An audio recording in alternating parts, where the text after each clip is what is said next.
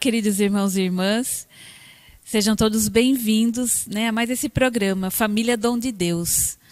Olá, Daniel. Olá, tudo bem? Tudo bem? Então, eu sou a Sirlene, ele é o Daniel, nós somos um casal consagrado a esta comunidade Missão Teotocos. Então, nós vamos falar mais uma vez, né? Nós gostamos muito desse assunto, falar sobre a família. Nós somos casados vamos ver se ele sabe.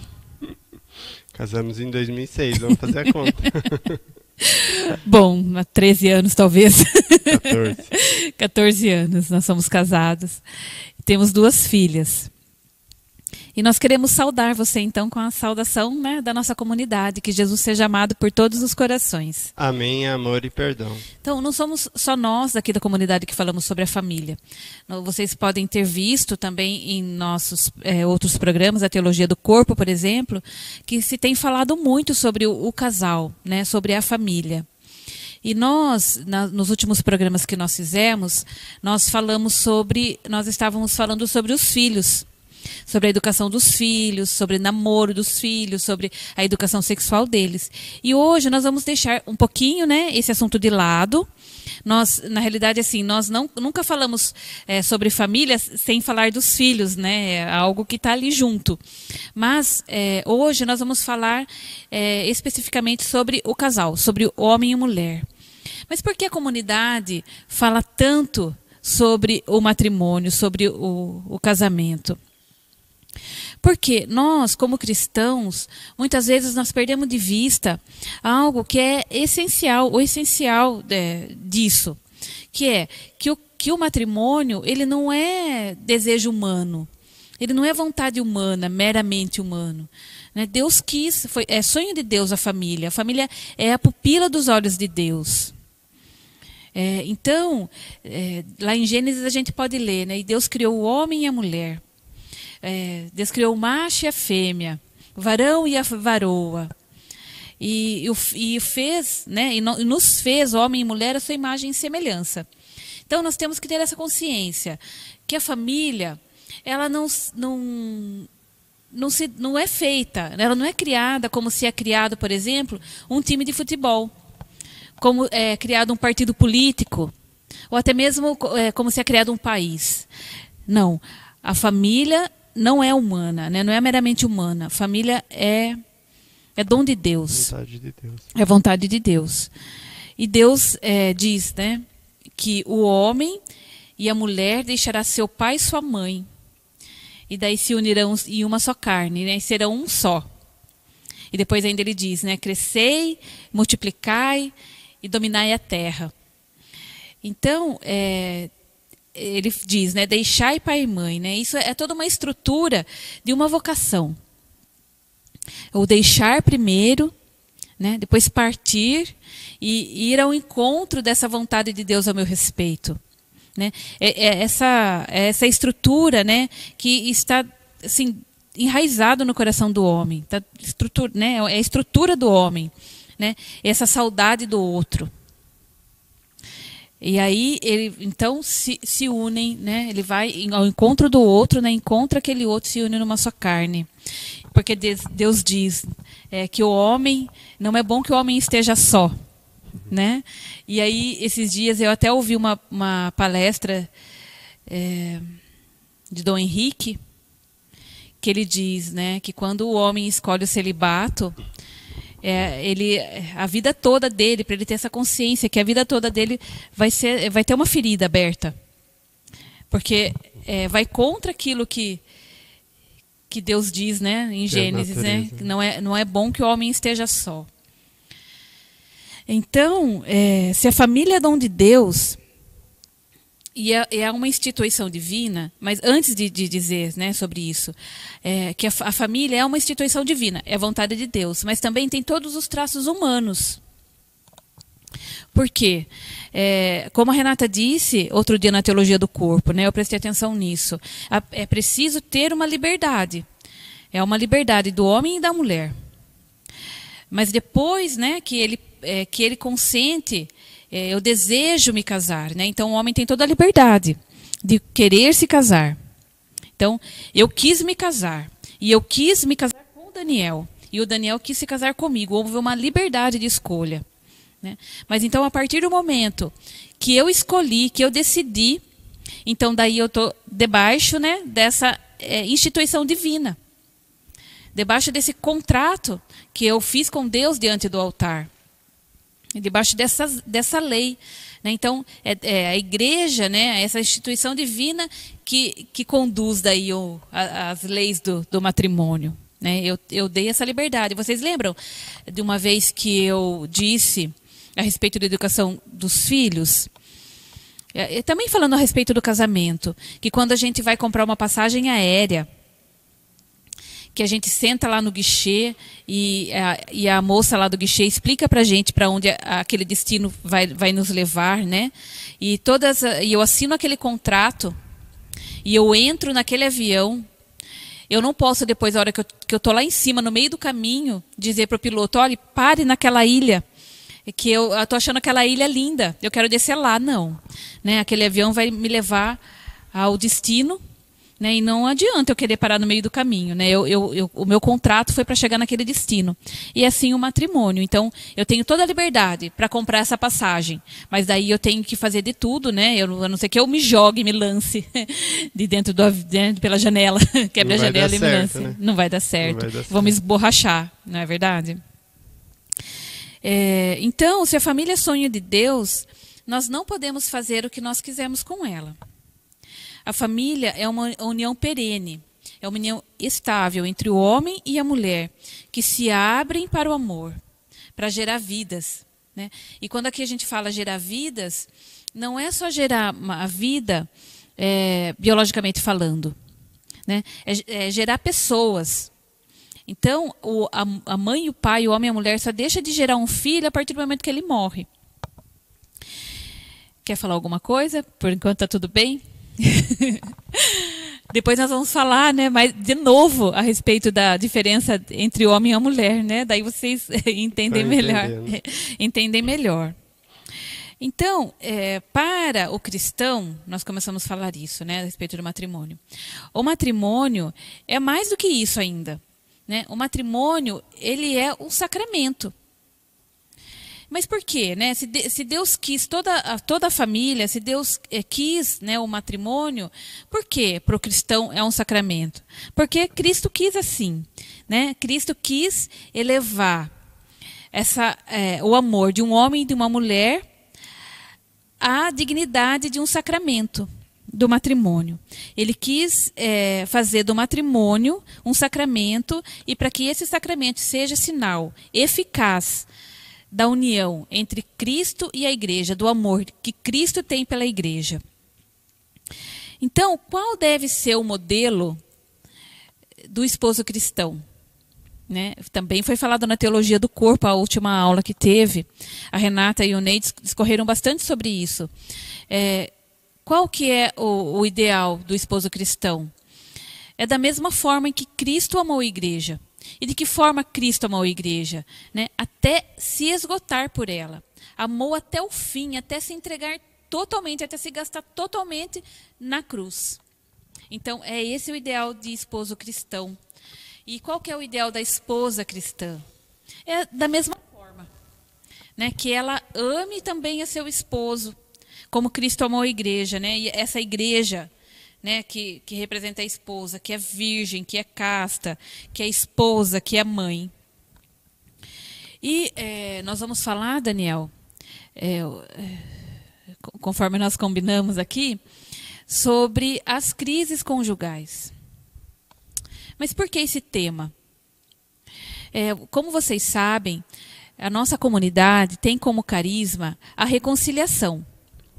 Nós somos chamados a levar, a reconciliar o homem com ele mesmo, o homem com o outro, com Deus. Né? Então, nós somos convidados, nós somos chamados a trazer o homem de volta à casa do Pai, trazer os nossos irmãos de volta à casa do Pai.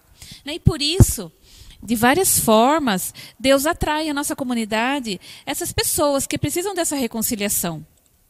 E, ultimamente, cada vez mais, Deus tem chamado a nossa comunidade, Deus tem atraído à nossa comunidade pessoas que precisam desta reconciliação dentro do seu matrimônio. Então, nós vemos daí a necessidade de falar sobre as crises conjugais. Então, já que vamos dar início ao tema, né, é interessante a gente saber um pouco, né, dessa origem, que Deus, desse desejo de Deus para o homem e para a mulher. Então vamos ler o que o catecismo nos diz, né? Eu gosto muito de me basear no que o catecismo diz, né? Então eu procuro ler bastante o tema sobre o que eu estou interessado, olhando no catecismo. Então no parágrafo 1606 até o 1608 eu vou ler, porque eu não quero perder nada do que está escrito aqui, tá? Então diz assim: todo homem sofre a experiência do mal, à sua volta, em si mesmo. Esta experiência também se faz sentir nas relações entre o homem e a mulher. Sua união sempre foi ameaçada pela discórdia, pelo espírito de dominação, pela infidelidade. E isso, né, lembrando, depois do pecado original, né? Depois que Adão e Eva pecou, porque a vontade de Deus era, né, crescer e multiplicar-vos, e não tinha nada dessas coisas, né? Era para ser, né, tudo certo, tudo bem certinho, né? Harmonioso. Bem harmonioso, né? Até fiquei imaginando quando eu li isso aqui, né, como seria, né? O casamento, né? Todas as coisas se não tivesse o pecado, né, original. Então essas coisas, né, a dominação, o egoísmo, né, essa individualidade, tudo decorre por causa do pecado original. Não foi, né, isso não foi vontade de Deus. Então, pelo espírito de dominação, pela infidelidade, pelo ciúme e por conflitos que podem chegar ao ódio e à ruptura. Essa desordem pode manifestar-se de maneira mais ou menos grave e pode ser mais ou menos superada, segundo as culturas, as épocas e os indivíduos. Tais dificuldades, no entanto, parecem ter um caráter universal. Segundo a fé, essa desordem que dolorosamente constatamos não vem da natureza do homem e da mulher, e sim do pecado. Tendo sido uma ruptura com Deus, o primeiro pecado tem como primeira consequência a ruptura da comunhão original do homem e da mulher. Suas relações começaram a ser deformadas por acusações recíprocas. Sua atração mútua do dom do próprio Criador. Transformar-se em relações de dominação e de cobiça, né? Então foi o que eu falei, né? Era para se ter uma atração mútua, né? Um amor recíproco um pelo outro, mas por causa do pecado, né, se transformou, né, em relações de dominação e de cobiça. A bela vocação do homem e da mulher para ser fecundos, multiplicar-se e sujeitar a terra é onerada pelas dores do parto e pelo suor do ganha-pão. Não obstante, a ordem da criação subsiste, apesar de gravemente perturbada. Para curar as feridas do pecado, o homem e a mulher precisam da ajuda da graça de Deus. Em sua misericórdia infinita, jamais lhes recusou. Sem esta ajuda, o homem e a mulher não podem chegar a realizar a união de suas vidas, para a qual foram criados no princípio. Então, aqui duas coisas, né, que se você pensa que vai se casar e não vai ter crises, né, está enganado, porque por causa do pecado original a gente tem essas tendências, né, a se não conseguir entregar inteiramente pelo outro, né, mas é a nossa, né, o que Deus nos pede, né, e também que a gente necessita da graça de Deus, né, então por isso eu vejo assim que Jesus ele faz do matrimônio um sacramento, né? Por causa dessa necessidade que o homem e a mulher eles necessitam da graça de Deus para conseguir permanecer unidos, né? Então, o catecismo, qual que é o parágrafo, Daniel? Porque eu acredito que é muito importante as pessoas lerem novamente em casa, porque é muito esclarecedor. Esse que eu li é do 1606 ao 1608. Mas também seria interessante ler, né, a parte toda, né, que fala sobre o matrimônio. Fala sobre o matrimônio, né? Então, como está dito no catecismo, Daniel disse, nós passamos, infelizmente, por crises no nosso matrimônio. Mas, antes de começar a falar sobre isso, sobre essas crises, nós precisamos saber quais são os bens do matrimônio, quais são os fins do matrimônio. Por quê? Senão, como é que nós vamos vencer essas crises? Se, por exemplo, quando eu caso, ou quando eu já me casei, né? Me casei para ser feliz. Eu tenho que me perguntar, para que eu me casei? Para ser feliz? Eu me casei para sair de casa? Eu me casei para ter um status melhor? Eu me casei porque eu estava apaixonada, simplesmente? Se foi esse os motivos, então agora nós vamos rever, né? Se você ainda não se casou, se você está para se casar, é muito bom que você conheça, que você saiba quais são os bens do matrimônio. Santo Agostinho disse, né? Pio XI, na sua encíclica para o matrimônio cristão, encíclica Casti Canubis, é o nome da encíclica, de 1930, e também está dito lá no Código do Direito Canônico, que são 3 os bens do matrimônio. Não, primeiramente, precisa-se haver a liberdade mesmo, né? Que, como já a Renata disse, e nós dissemos aqui também hoje um pouco. Mas são 3 os bens do matrimônio. Eu preciso me casar por causa de 3 coisas principais. O primeiro bem, que é a procriação, é a educação dos filhos. Vocês lembram? Eu disse agora há pouco que o sacramento é o sinal eficaz. O sacramento do matrimônio é o sinal eficaz do amor entre Cristo e a Igreja. Então, da mesma forma que Cristo, depois da ressurreição, ele tornou fecunda a Igreja. Veja, quando na missa da Páscoa, ou na vigília da Páscoa, sempre há um batizado, não é verdade? Então, a criança é levada até a pia batismal, esse útero da igreja, onde nós todos somos gerados. Então, da mesma forma que assim que Cristo ressuscitou, ele foi tornando fecunda a igreja, o nosso matrimônio tem que ser fecundo. E da mesma forma que a igreja educa os seus filhos, nós também temos que educar enquanto família, a família cristã, os nossos filhos. Então, o primeiro bem do matrimônio, quando eu me caso, eu tenho que ter essa consciência. Eu vou me casar para ter filhos e para educá-los para Deus. O segundo bem do matrimônio, a fidelidade conjugal.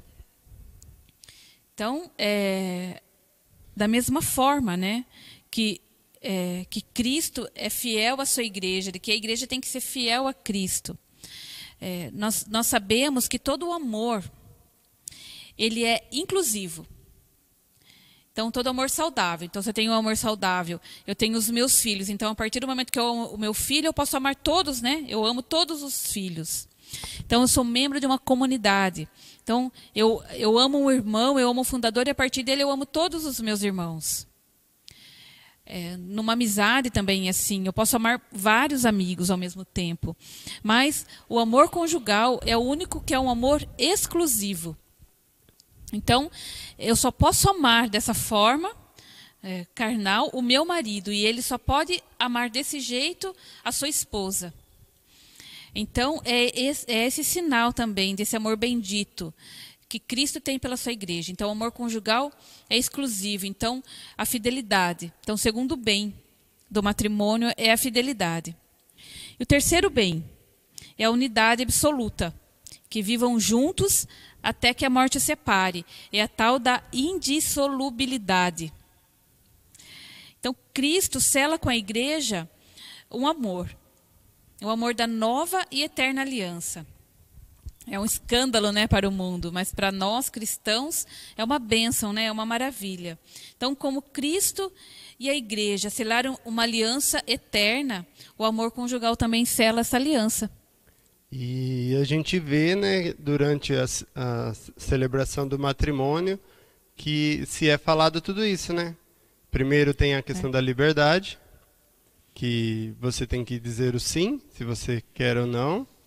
Depois fala sobre os filhos, se você vai estar aberto aos filhos e educá-los na fé, né? Então vai falando sobre os três bens. Os três bens, a fidelidade e viverem juntos para sempre, né? Então, você vê como o sacramento do matrimônio né? Tem que viver esses três bens, né? É uma exigência. Então, porque se eu caso para ser feliz, como é que eu vou ser feliz dentro de uma crise? Então, é a primeira oportunidade de eu ir embora. Se eu caso só para sair de casa, é muita crise, não vale a pena. Então, se eu sei dessas verdades, eu tenho um motivo para mim lutar e para vencer as crises conjugais, que são tantas, né? Que a gente vai descrever aqui algumas, vai dar alguns conselhos, né? Que a igreja dá, né? A gente traz aqui os conselhos que a igreja dá, para que junto com a graça de Deus a gente possa ser fiel, a gente possa lutar até o fim, né? Pelas promessas que a gente fez diante do altar de Deus. E também, Daniel, mais uma vez, conforme dito aqui já, eu gostaria de dizer de algumas diferenças entre o homem e a mulher. Por exemplo, né, das diferenças de psíquica, da inteligência, do jeito de ser, para que o matrimônio seja bem vivido. É importante que a gente saiba. Aqui a gente não vai falar, talvez, com tanta profundidade, mas, mais uma vez, a gente quer dizer. Teologia do Corpo, praticamente todas as vezes fala sobre isso, nós também, mas a gente vai repetindo para que entre na nossa cabeça, tá bom? Então, o ser humano é sexuado, é de cima a baixo. Então, até a última partícula do ser, ele é sexuado. Né? Então, não existe nenhuma célula que não diga que eu sou mulher, né? Enquanto eu sou mulher, e não tem nenhuma célula que diga, eu sou homem. E o mesmo a gente pode dizer da atitude, né? Todo pensamento, todo jeito, todo sentimento, né? Tudo está impregnado ou do ser feminino ou do ser masculino. E às vezes, chega até a ser engraçado. O homem se casa e se esquece de que casou com uma mulher. E a mesma coisa a mulher, né? Ela se esquece que casou com um homem. Então, o homem, às vezes, ele pensa que casou com uma mulher, com uma pessoa, com uma mulher, né? Ele se casou com uma mulher toda bonita, né? Olha que mulher linda. Mas ele acha que a mente dela é de homem. E acontece também isso com a mulher, né? Ela vê lá um homem todo bonito, todo forte. Só que ela pensa que o marido dela vai ter a mente da amiga dela, a sensibilidade da amiga. Então, a gente tem que dizer aqui, né, quando você se casou com um homem que é todo homem, ele não tem a mente de mulher. Raríssimas vezes um homem é mais sensível. Né? Nós conhecemos alguns, mas é raríssimo o homem ser sensível. Geralmente ele é uma sensibilidade mesmo que é Deus quem dá para esse homem, né? Claro, o homem pode ser sensível, o homem pode ser, mas essa sensibilidade de mulher é própria da mulher. Né? Esse sentimentalismo é próprio da mulher. Né? E a masculinidade é própria do homem. Poderia dar alguns exemplos assim bem práticos aqui, que nem a mulher fala mais que o homem. Isso vocês veem aqui nas nossas conversas aqui. Né? O homem ele tende a ser mais distraído, vive sempre na gaveta do nada, né? Fica nada. Você tá bem? Tá acontecendo alguma coisa? Não, tá tudo bem, né? E a mulher já faz várias coisas ao mesmo tempo. O homem não consegue. Se eu estiver falando aqui, eu não consigo escutar ela. Então não adianta ela falar comigo que eu não vou escutar. E ela não. Ela já pode estar lendo aqui, escutando eu falar e começar a falar também. Então são diferenças que a gente tem que respeitar no outro, né? Sabendo que a mulher é assim, a mulher é mais sensível, é mais romântica. O homem já é mais rude, né? Mais grosso. Então, não que tenha que ser assim, né? Mas às vezes tem que entender que o homem é mais durão, né?